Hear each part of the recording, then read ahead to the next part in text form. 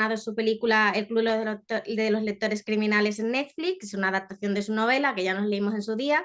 Carlos es guionista y escritor, tiene libros como Conexo, que somos muy fans porque tiene una referencia a Dawson Crece. También tiene series como Los Protegidos, Física o Química al Reencuentro. Y bueno, lo primero, enhorabuena porque hemos visto que la película lo está petando en Netflix, es uno de los números uno tanto en España como en Estados Unidos y globalmente. Bueno, en Estados Unidos no, ¿eh? En Estados Unidos Globalmente sí. estaba en el 6. Lo que pasa es que a nivel mundial, en el top mundial, sí es verdad que está en el número 2. A mí la verdad es que ya un número 6 en Estados Unidos me parece un dato Además, bastante sobre todo porque no ha habido promo ni nada. O sea, en Estados Unidos, lo digo por los colegas que hay un parte del equipo que era de Estados Unidos y que está viviendo allí y que dicen que no han tenido promo más que de Twitter. Así que en ese sentido está de puta madre. claro, sobre todo porque a lo mejor con toda la movida de la huelga está complicado hacer allí cualquier cosa. Claro, claro, o sea, sí, o sea, la huelga viene mal en general para todos los, bueno, ya no solo los rodajes, sino también para todos los estrenos, así que sí, obviamente. Bueno, como el libro y la película hablan sobre el slasher y el género de terror, lo primero que queríamos preguntarte es ¿cuál es tu película de miedo favorita? Pues Scream. Eh, Supongo que Scream porque es la que en esta peli está hiper homenajeada y porque es un poco como generación nos ha marcado a todos y mira tu camiseta, ¿no? Y, Sí, y la tengo por ahí la máscara máscara. y qué tienes detrás. Y yo creo que al final es la que más veces he visto, la que más he disfrutado y la que siempre tengo en mente. Además, he de decir que no soy un gran fan del terror heavy. O sea, me gusta más las pelis de terror que juegan a Agatha Christie, a quién es el asesino, que las que generan terror por terror, que también me gustan, ¿eh? Pero no me considero el fan del terror típico, para Ya. nada. ¿Cómo surge la historia de escribir el libro? Pues escribir El Club de los Lectores Criminales surge porque he escrito ya con Exo, había escrito la anterior que era Enlazados y yo tenía ganas de hacer terror, no era tendencia en la literatura, young adult para nada, es verdad que luego sí que ha habido varias, o sea, más o menos a la vez salieron varias novelas con un punto, hay una que es Hay alguien en tu casa, que no me acuerdo cómo se llama la autora americana. Luego se hizo, se me olvida cómo se llama la del club, el grupo de terapia de Final Girls. Pero bueno, como que no había una tendencia en ese momento y hablando con mi editora se lo propuse. Yo tenía en la cabeza la idea de hacer algo que se acercara al género slasher, pero en libro, y hablando con mi editora se lo comenté, me dijo que lo leería, no me dijo que lo publicaría, pero empezó diciéndome que lo leería y empecé a explorar por ahí cómo se podría hacer una novela slasher en la línea de las películas slasher. Entonces, como iba a ser un libro, pensé que lo más importante era que hablara de libros, ya que los slashers suelen hablar de películas, pues que la novela hablara de libros y que hablara de libros de terror. Claro, esto es algo que después en la adaptación se ha cambiado, en la adaptación cinematográfica, pero en un principio la idea era, o sea, en un principio y en un final, en la novela lo que hace es hablar del género de terror y por eso habla de las novelas de Stephen King en concreto, aunque habla de más novelas de terror. Entonces, en resumen, lo que yo quería hacer era un slasher como las pelis, pero el libro, y pensé que para hacer un slasher el libro, lo que tenía que si los slasher en el cine se apoyan muchas veces en las películas, pues pensé que un slasher en novela tenía que apoyarse en los libros. Y empecé a desarrollar y a escribir y ya le fui pasando capítulos, a mi editora le moló y hasta hoy. Y esa llegada a Netflix, por ejemplo, ese cambio de toda la parte más literaria de la historia, la referencia a Stephen King, eliminarla fue consejo de Netflix, porque supongo que los derechos fliparías, o fue cosa tuya propia de que no, la trama no encaja tanto en pantalla. Bueno, hubo una primera versión de guión, bueno, primera o varias versiones de guión en las que sí que se mantuvo ese elemento. He de decir que no funcionaba tan bien porque la gente no es verdad que los referentes audiovisuales los tiene, pero los referentes literarios de Stephen King, o sea, los referentes de las pelis de Stephen King, pero los referentes literarios de Stephen Ya. King no están tan presentes. Entonces, lo hacía todo un poco complejo de más. Eso punto uno. En papel funciona mejor, entre otras cosas porque el libro se dirige a lectores, pero la película se dirige ya a todo el mundo, no solamente a lectores. Entonces había una necesidad de abrir la horquilla y la literatura de Stephen King como literatura nos la cerraba, a pesar de que, bueno, efectivamente uno de los principales motivos es el que tú comentas, que es el tema de los derechos de Stephen King, que entre otras cosas es que no parecían muy compatibles, más allá de los precios no parecían muy compatibles. Que era la llegada de Netflix, ¿cómo es? ¿Cómo llega Netflix a este proyecto? ¿Lo presentas tú? No, en Planeta hay una agencia, yo formo parte de una agencia de Planeta de derechos audiovisuales y literarios que se llama Book and Film Rights. Eh, Esta agencia, encabezada por Javier, eh, fue él el que empieza a mover esos derechos por varias productoras. Llegamos hasta el interés de Brutal Media y bueno, tras reunirme con ellos decidimos que son la mejor productora para llevar a cabo el proyecto. Y así es. Tampoco mucho tiempo después, o sea, esto fue en 2000, antes de la pandemia, justo. 2020, 2019, 2020, pero sí, o sea, yo empecé a escribir en marzo del 20, o sea, más o menos cuando arranca la pandemia. Y en 3 años la película está estrenada, así que fue una buena apuesta por parte de Book and Film Rights mirar hacia Brutal Media porque son ellos los que después ya hacen el enlace con Netflix. ¿Cómo es la intervención de Netflix en la historia? Me refiero, ¿dan a lo mejor un detalle de guión o de cómo quieren que sea el estilo de la película? Bueno, como en todas las producciones que he trabajado, la cadena al final hace informes, reuniones para contarnos por dónde hay que ir, por dónde no, o sea, por dónde lo ven ellos, por dónde no lo ven y básicamente un poco, o sea, lo habitual cuando trabajas con una cadena. Empezamos a trabajar en la película, en el guión de la película en 2020 y desde el principio, desde las primeras sinopsis en realidad, porque empiezo a trabajar escribiendo una sinopsis larga, a pesar de que ya existía una novela, ya conocíamos el material, estaba claro que había que despegarse del material literario para poder hacerlo audiovisual y convertirlo en una peli. Entonces empiezo con sinopsis, de esas sinopsis hay informes, sigo con versiones de guión, de esas versiones de guión hay informes también. Desde Brutal Media trabajo con parte de su equipo, que en este caso estaba Joaquín Gorriz,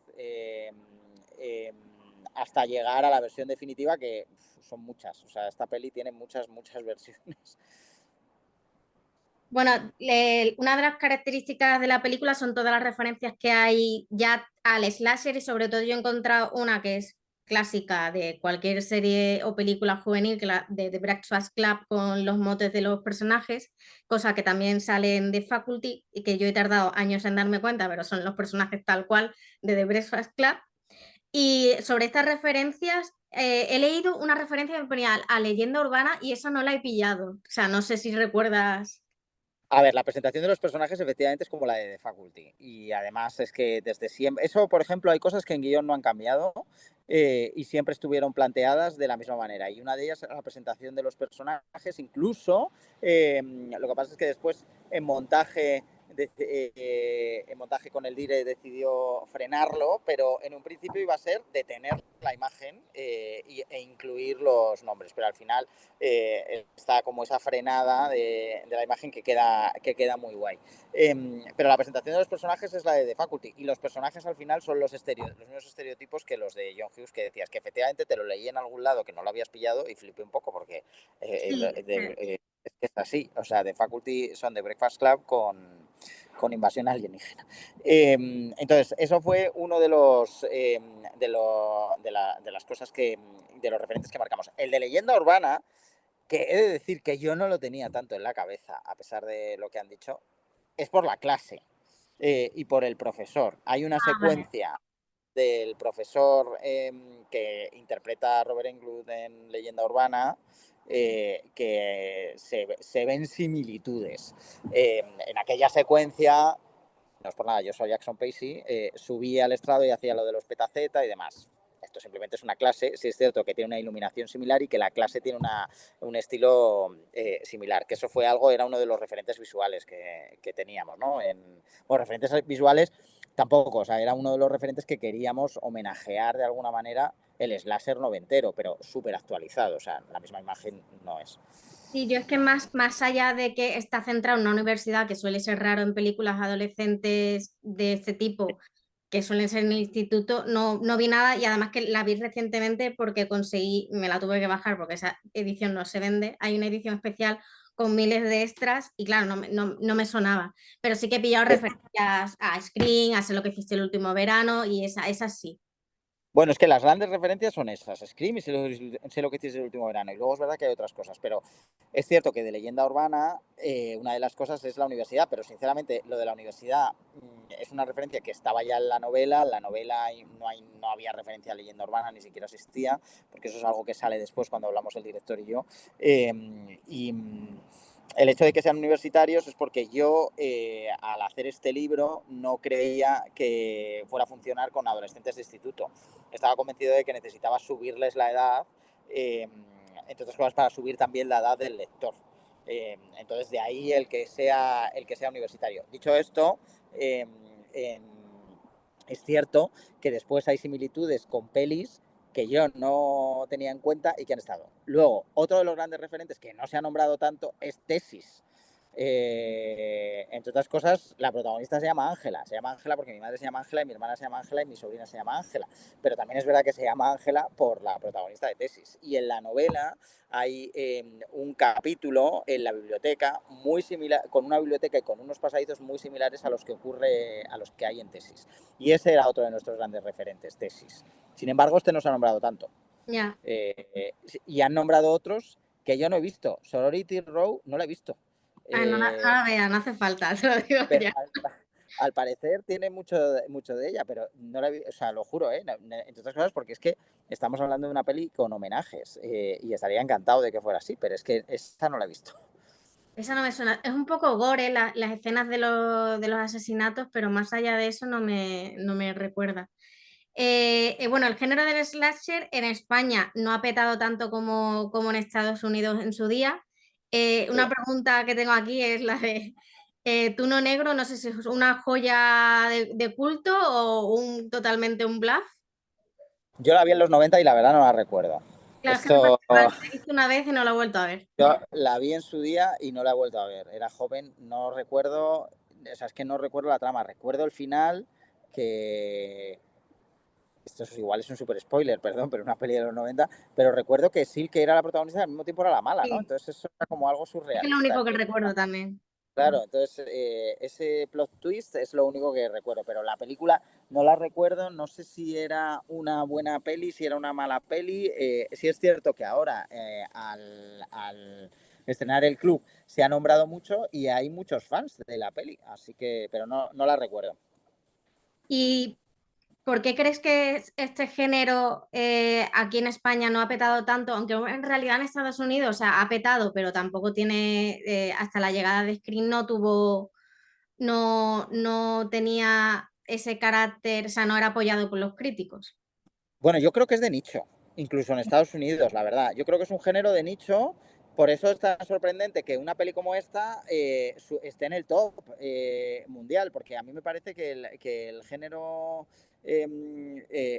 slasher es un género de nicho, es un género de terror y además muy concreto.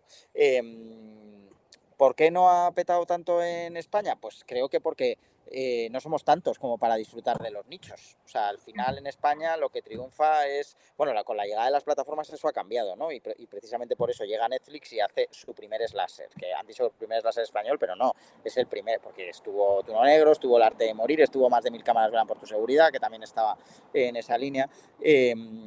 había otra que no me acuerdo cómo se llamaba, también de otros que jugaban a algo, no entres aquí o no me acuerdo cómo se llamaba. Entonces, pero es que creo que España no somos tantos y los nichos funcionan peor que las grandes películas, que al final son las que por tendencia, pues comedias, pues vamos con comedias, ¿no? O terror, pero es otro tipo de terror, a raíz de los otros de Amenábar, ¿no?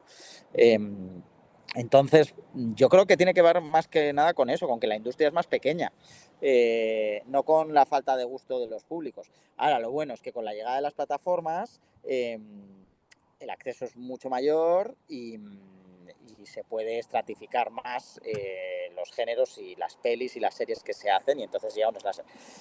¿Por qué al final ese nicho? O sea, lo que pasa es que a mí lo que me resulta interesante siempre con los nichos audiovisuales es que llega un producto que hace que se abra y que suba del subsuelo y entonces lo vea mucha gente. Por ejemplo, el fantasy. El fantasy también era de nicho. Llega Juego de Tronos y ¿qué hace? Para todo el mundo, ¿no? De repente. Pero sigue siendo de nicho. O sea, al final es un género de nicho, ¿no? Entre Juego de Tronos y Harry Potter, que son los que lo hacen. Con el terror, Scream también parece que el terror es láser, quiero decir. Scream también parece que es la que sale de ese nicho, pero el resto siguen siéndolo. La mayoría de la gente no sabe lo que era Leyenda Urbana. La mayoría de la gente del público general, super mainstream. Ya. Bueno, ya para terminar, vamos a hablar un poco del final del libro y de la película, sin hacer spoiler, obviamente, pero tanto el libro y la película tienen un final distinto, Sí. hay cosas que cambian bastante y hemos visto que va a haber una segunda parte de la novela. Sí, lo ¿Qué cual no va? ha sido fácil. Lo cual no ha sido nada fácil.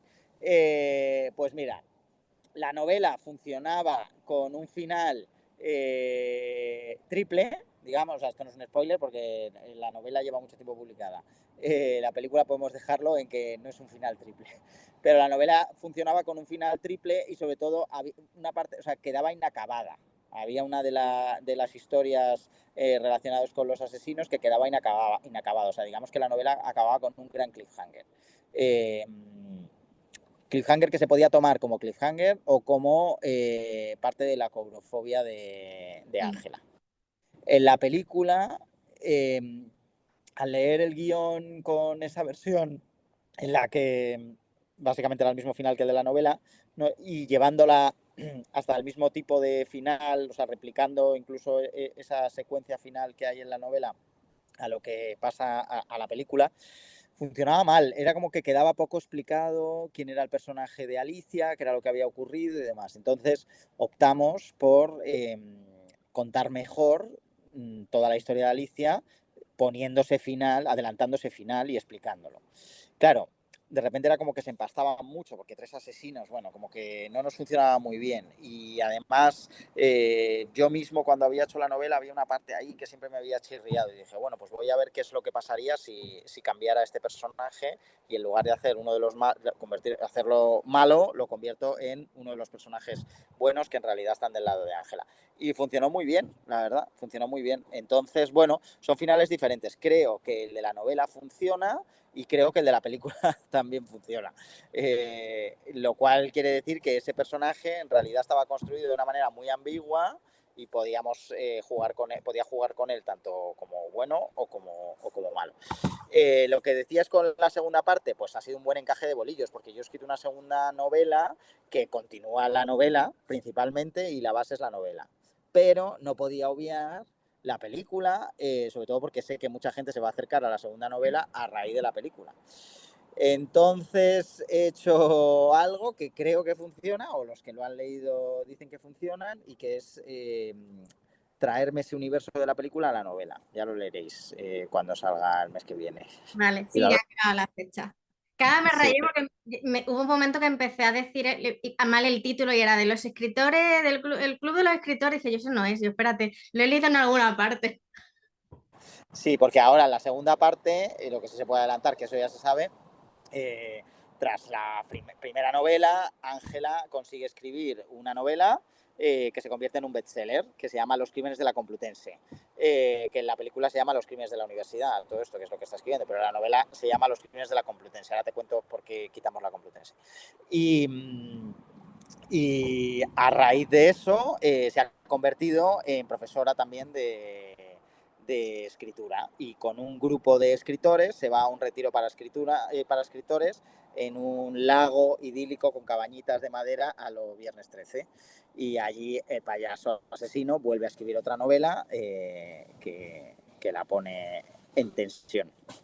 Ah, pues suena bien. Ah, ya me está recordando lo de profesora a Halloween H20, que es de mis favoritas, a pesar de que Efectivamente, la han eliminado de la historia.